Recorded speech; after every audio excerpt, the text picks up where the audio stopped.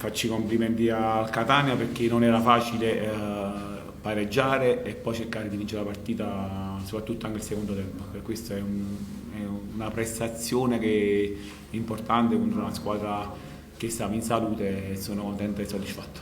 Un campo di piccola dimensione, che è un campo di 100 metri, ho visti 9 e 15 che stavano nell'area di rigore, era più difficile però trovare gli spazi. Infatti ho messo Giovinco sotto a Sarao e poi sotto a Jefferson per cercare di prendere qualche palla nella linea, ho messo Chiarella sulla destra per dare più ampiezza, ho messo Palermo per accompagnare l'azione, per cercare di riempire l'area.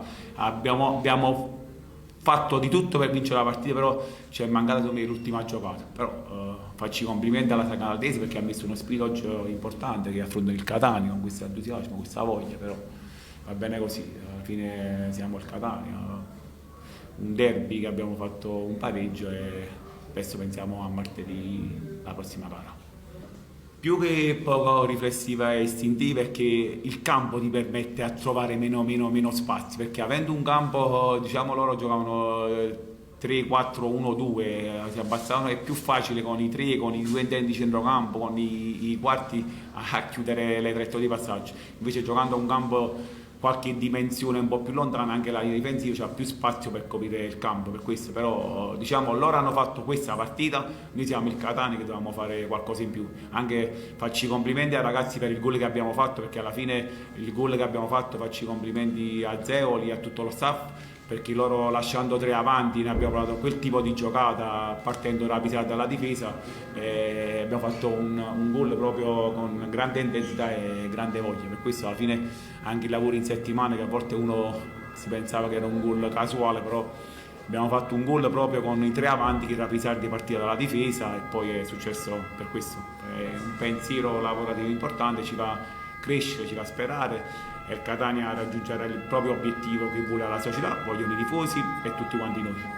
Potevo sicuramente fare meglio, però poi le partite vanno come vanno.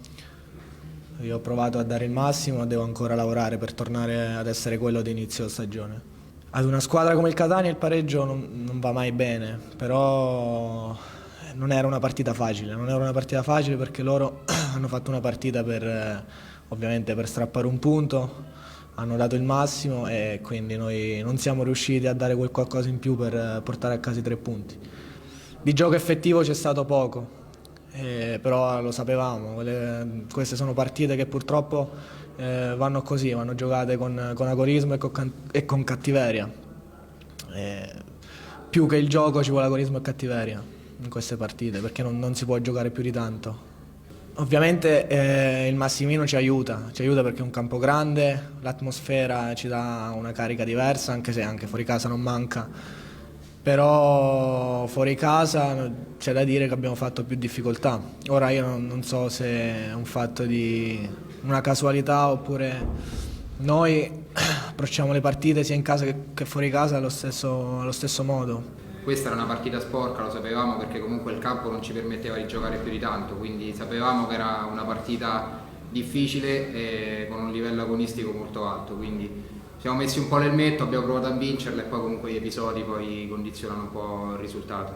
Sinceramente la partita dura 90 minuti, quindi ora non sono i 10 minuti che condizionano il risultato. Come ho detto prima, noi la cosa più importante è cercare di vincere sempre, quindi andare su ogni campo a vincere, quindi siamo amareggiati più per questo che per altro.